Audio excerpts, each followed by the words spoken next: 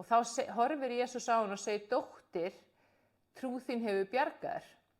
Trú þín hefur bjargað þér. Far í friði og ver heil meina þinna. Og á meðan að allt þetta var að gerast, við gleymum því ekki að hann var að labba þarna til þess að fara að bjarga dóttur Jairusar. Þá koma þarna menn sem að vinna fyrir þennan föður eða þennan samkundustjóra og þeir segja hérna við Jairus, dóttir þín er látin, hví ómakar þú mistar hann lengur.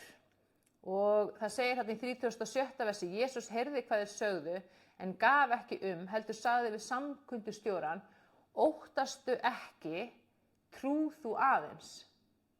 Hann sagði, þarna eru sem sagt heimamenn föðursins sem kom og segja, heyrðu, dóttirin er dáin, þú veist, það þýðir ekkert að reyna þetta ekki vera ónáða Jesús. En Jesús bregst við með að segja, óttast ekki, trú þú aðeins.